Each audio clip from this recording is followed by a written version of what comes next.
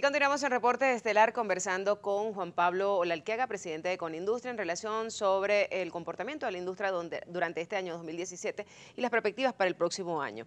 Bueno, tenemos una economía en crisis, una economía que pues es de las peores. Algunos señalan que hemos retrocedido a los años 50, 60 y en el caso de la industria pues no se queda atrás. Han cerrado pues casi 9.000 industrias en un lapso de 20 años. ¿Cuáles son las perspectivas si se mantienen las condiciones actuales para este año 2018?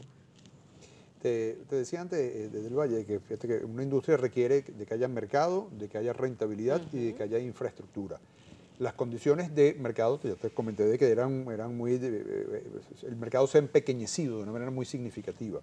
La rentabilidad le pasa exactamente lo mismo. Hay una cantidad de industrias que han venido quebrando como consecuencia de que han tenido unos precios que las han obligado a vender por debajo de su costo, ¿verdad? Y aquellas que no venden por debajo de su costo, este proceso de hiperinflación las va descapitalizando de una manera muy acelerada.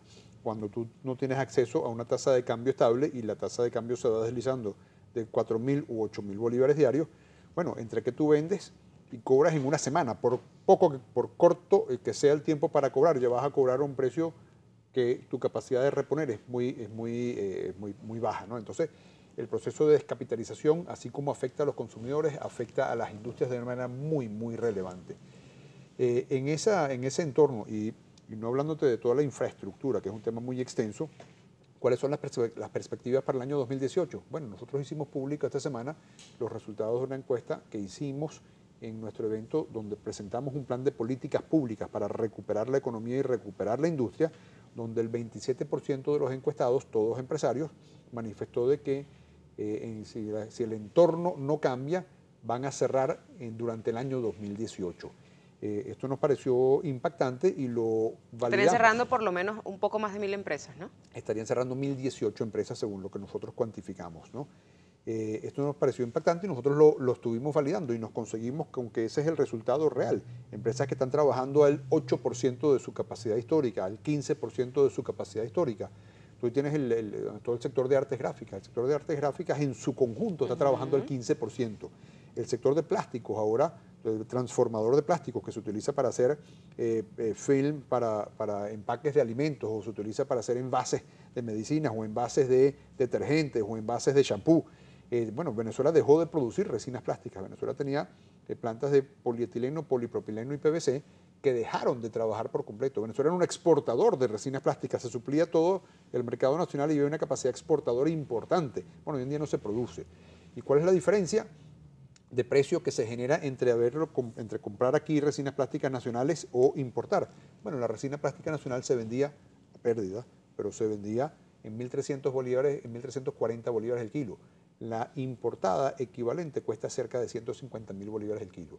Este es el impacto ese en términos de costo para las empresas. Pero bueno, el caso es que no hay resinas plásticas, sino las importadas a este enorme costo.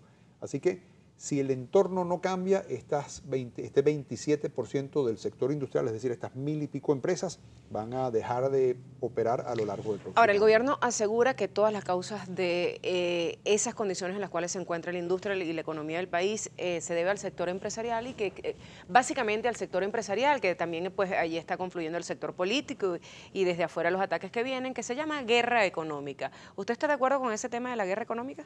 Bueno, yo creo que la guerra económica es una forma que el gobierno, el Ejecutivo Nacional tiene de transferirle la responsabilidad que el Ejecutivo tiene en la creación de políticas públicas como para estimular o mantener la economía funcionando, que el Ejecutivo lo ha hecho muy mal, ha tenido unas políticas públicas muy erradas y en consecuencia pues los resultados que estamos viendo son unas empresas que no pueden sobrevivir. Fíjate, ¿cómo puede sobrevivir una empresa que no tiene acceso a dólares? Más allá de que hubo un DICOM este año que duró, ¿cuánto tiempo duró? 3 meses. 3 meses más o menos. 3 meses con unas cantidades que fueron absolutamente insuficientes y que además fueron dadas no para la importación de materia prima, sino para la importación de lo que el que pudiese acceder pudiera traer.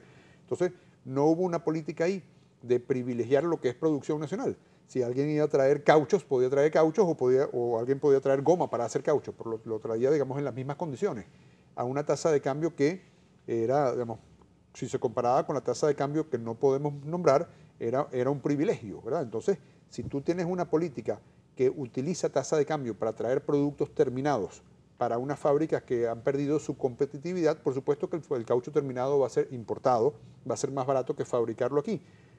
Para que eso no suceda, tú tienes que tener una tasa de cambio que sea competitiva, que sea de mercado, y además tienes que tener unos mecanismos que te generen productividad y competitividad en Venezuela. Entonces, si no tienes tasa de cambio, si no tienes mecanismo cambiario, en consecuencia no tienes acceso a materias primas, si tu talento va emigrando fuera de Venezuela como consecuencia de que no se consigue condiciones de vida en Venezuela o la inseguridad, si tú no vas teniendo precios con los cuales tú puedas mantener la fábrica, bueno, ¿cómo haces para mantenerte?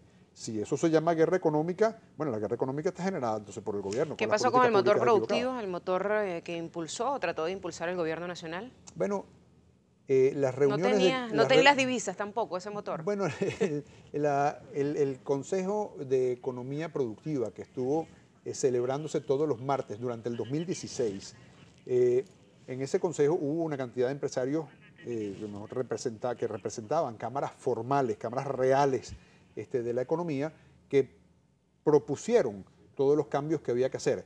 En esas reuniones el gobierno lo que decía, o los representantes del gobierno decían, bueno, tenemos que llevar esto a la consideración, y siempre la estaban llevando a la consideración. Al final no hubo los cambios que se necesitaban. ¿Cuáles son los cambios que hacen falta?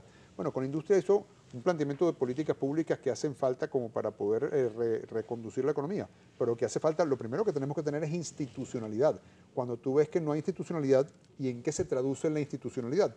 Bueno, Estado de Derecho. Tú estás viendo de que esos comercios que hoy en día son visitados por la SUNDE y que sin revisarle las estructuras de costos los mandan a bajar los precios al precio que ellos consideren, porque hay que salir del producto y hay que tener populismo. Bueno, eso no es Estado de Derecho. ¿Quién va a instalar una... ¿Y qué ocurre además cada diciembre? Bueno, pero ¿quién va a hacer una inversión entonces para estar sujeto a eso? Entonces tenemos que tener Estado de Derecho, tenemos que tener mecanismo cambiario, tenemos que tener una macroeconomía estable donde no estemos en hiperinflación, tenemos que tener esa y muchas otras cosas para que se justifique. ¿Cómo conseguirlas? Pero de eso vamos a hablar al regreso para este 2018, porque en esa encuesta de coyunturas ustedes plantearon además cuáles son las propuestas que ve el sector industrial para recuperarlo para este año 2018. Nos vamos a la pausa y de regreso seguimos con más de Reporte Estelar, conversando hoy con Juan Pablo Olalquiaga.